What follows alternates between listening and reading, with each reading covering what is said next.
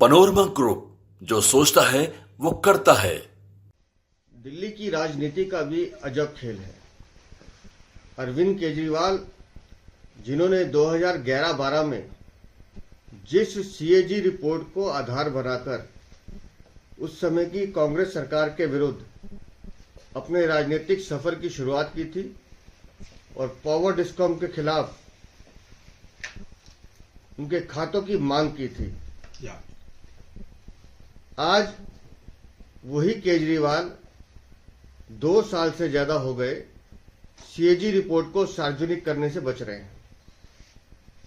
और तो और अब वो उस पावर डिस्कॉम्स की कंपनियों को भी बचाने की कोशिश कर रहे हैं।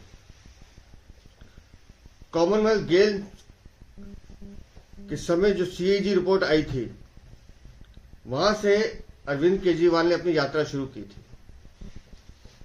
6 फरवरी 2014 मुख्यमंत्री रहते हुए खुद अरविंद केजरीवाल ने उस समय की कांग्रेस सरकार के खिलाफ एसीबी जांच की मंजूरी दी थी। सीएजी एक स्वतंत्र संस्था है जिसका काम है सरकार के हर सार्वजनिक काम की समीक्षा करना, उसके खर्चों का ऑडिट करना और हर सरकार की जवाबदेही है कि वो सीएजी रिपोर्ट पर उसको विधानसभा पटल में रखे, जनता के सामने रखे। पर अजीब विडंबना है, 2017-18 से लेकर 2021-22 के बीच में सीएजी ने अरविंद केजरीवाल की सरकार के खिलाफ शराब पर एक्साइज ड्यूटी, प्रदूषण एवं जो और फाइनेंस इश्यूज थे उसकी गड़बड़ियों को लेकर 14 प्रमुख रिपोर्टें दी, जिन्हें सरकार आज तक दबा के बैठी है। संवैधानिक व्यवस्था जो होती है उसमें सरकारी खर्चे का ऑडिट होता है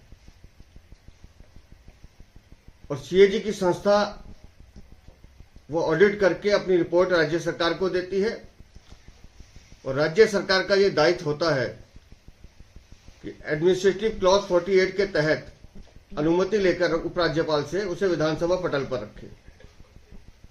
पर अरविंद केजरीवाल ये बात जानते थे कि अगर उस सीएजी रिपोर्ट को उन्होंने पटल पर रखा तो आर्थिक घोटाले के मुकदमे बनेंगे, चोरी के मुकदमे बनेंगे और इसलिए वो लगातार एक के बाद एक 14 रिपोर्टों को दबाते रहे। यहां यह भी समझना जरूरी है कि आज मुख्यमंत्री आतिशी मार लेना है, जो खुद अरविंद केजरीवाल के मंत्रिमंडल में वित्त मंत्री रही हैं, मनीष सिसोदिया वित्त मंत्री रही हैं और उनकी भी भूमिका हम सबको मालूम है शराब घोटाले में क्या है।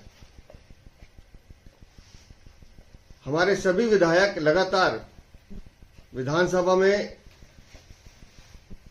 सीएजी रिपोर्ट को विधानसभा पटल पर रखने की मांग करते रहे, लेकिन अरविंद केजरीवाल और अब आतिशी मार लेना उस मांग को दबाते रहे।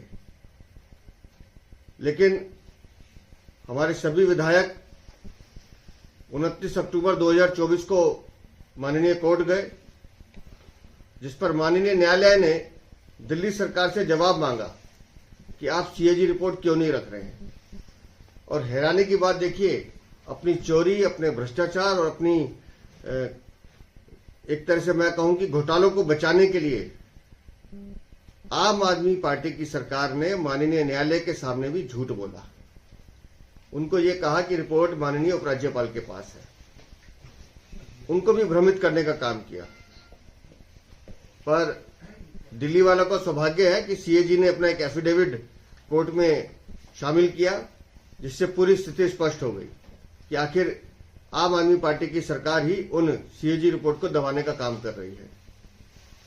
और सीएजी के इस एफिडेविट ने साफ कर दिया कि उपराज्यपाल के पास तो उस रिपोर्ट की एक प्रतिलिपि बिना हस्ताक्षर के साइन के भेजी गई थी। सीएजी के एफिडेविट के बाद यह तो स्पष्ट है कि अरविंद केजरीवाल के रिमोट से चलने वाली आतिशी मार लेना की सरकार को मजबूरन न्यायालय में यह स्वीकारना पड़ा कि हां, हम ये अनुमति उपराज्यपाल से लेंगे और विधानसभा में रखेंगे। लेकिन फिर भी मालेना सरकार इस मामले को टालती रही और अब जब उन्होंने ये घोषणा कर दी कि विधानसभा का अंतिम सत्र है, तब भी सीएजी रिपोर्ट उन्होंने विधानसभा पटल पे नहीं रखी।